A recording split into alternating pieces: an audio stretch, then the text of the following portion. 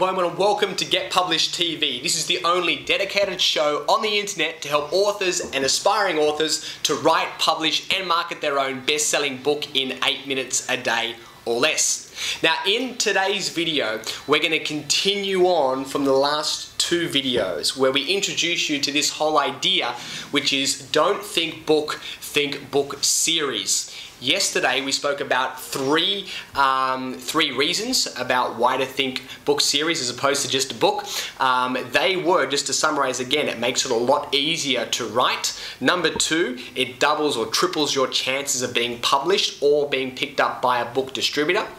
Number three was it gives you a hell of a lot more exposure and also a lot more credibility as well. They're the first three. So now we're going to go through the second three and maybe any more that pop into my head as I'm doing this video. So number four is from a numbers point of view, it works in your favor much better.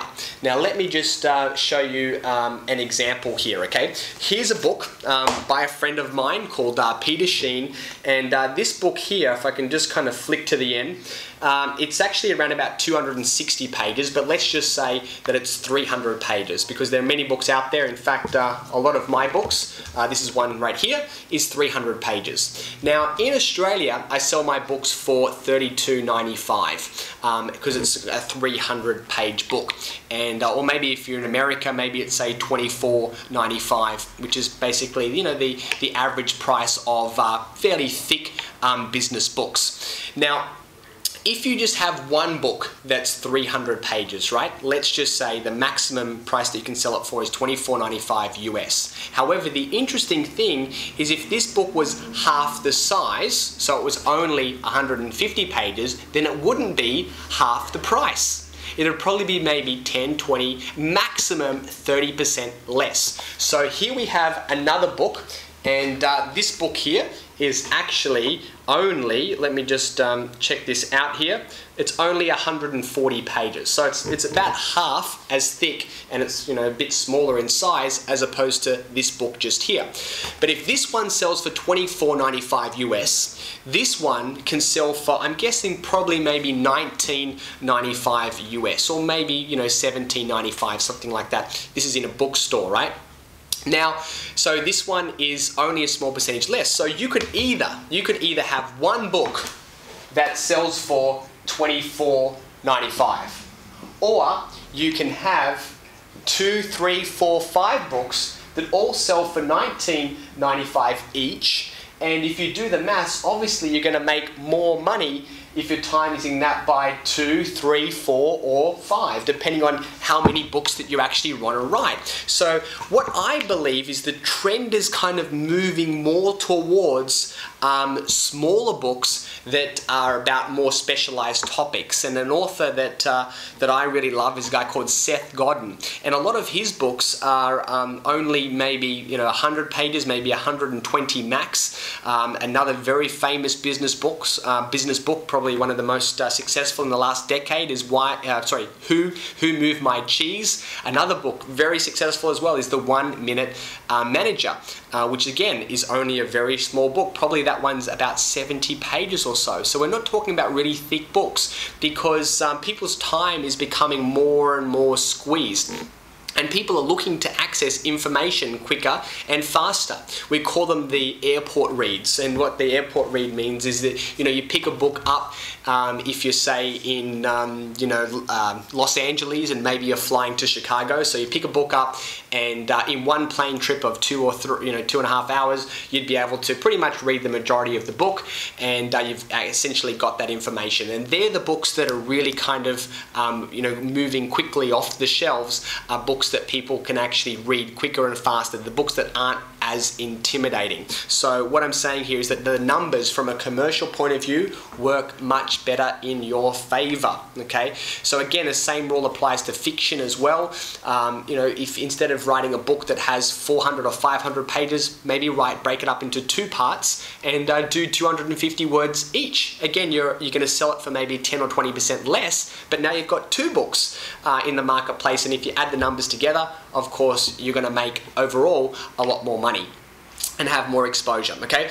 The number 5 is that you get to create a following by having multiple books. And that is something that's really, really important. There's a great book again by Seth Godin about tribes, and it's about how you can actually create, fans, how you can create a sense of community, how you can get people to actually follow you. So if you can actually carve out a niche in a particular marketplace and you can populate that niche with lots of information and lots of books in this case, then quickly you get seen as the expert in that particular field.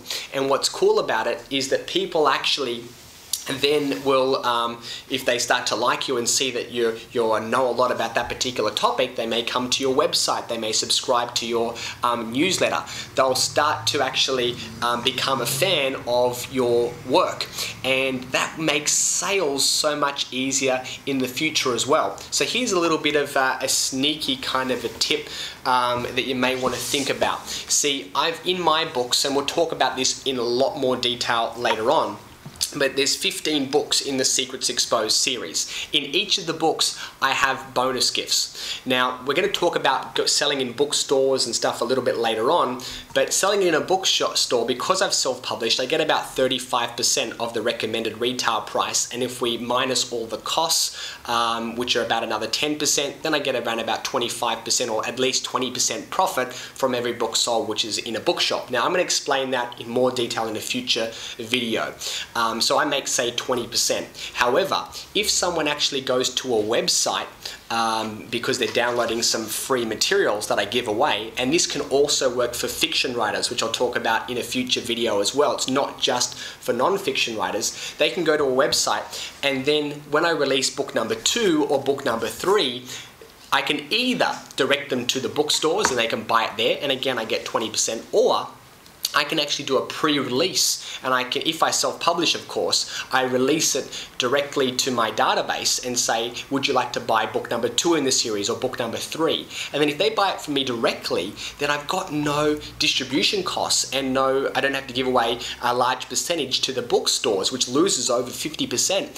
So what you can then do is you'll be making after your costs, and if there may be, say, 10 or even to be conservative, 20% if you self-publish, then you're getting 80% profit, because then now the customer's dealing directly with you as opposed to going through the bookstore where you're only getting 20. So again, another little tip which we'll talk about more fully, but that's another reason why to do a series as well, because you again are maximizing your profits, and you're also going to create a bit of a following as well, because the more books you have, the more your expert status increases, the more people will become connected to you, and if they like you, then they'll want to buy more from you.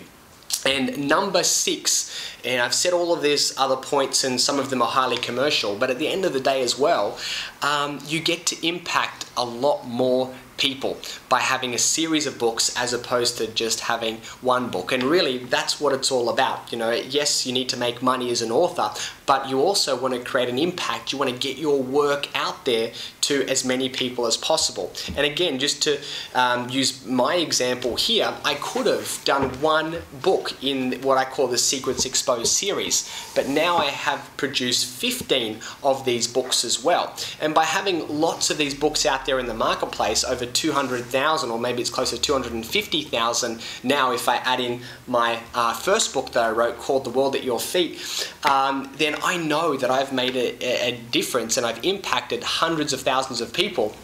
And I wouldn't have been able to reach nearly as many if I just only had one book, because people are going to be, attracted to different titles, and there's, a whole lot of other things. But I need to wrap up this video right now. So let me just quickly summarize again. There's 6 reasons, and there's probably more, and I'll probably maybe talk about them in another video later on. But there's 6 reasons to think book series as opposed to just book R. It makes it a lot easier to write. It doubles or triples your chances of being published or picked up by a book distributor. You get heaps more exposure and a lot more kudos and credibility because of it. The numbers, as you've seen, work much better in your favor. You get to create more of a following and more of a community, and also when you're selling directly your books, again, you can make more money. And number 6 is you get to help more people and make a bigger impact on the world. So that wraps up this video, talking about the importance again to think book series, not just a book. So hopefully now the idea is locked inside your brain, and it's made a huge impact on my publishing career. So I've got to say a big thank you again to Mark Victor Hansen for sharing that pearl of wisdom with me. And now I want you to take this idea and run with it, and I hope it helps you in your publishing career. This is Dale Beaumont from Get Published TV. See you again next time.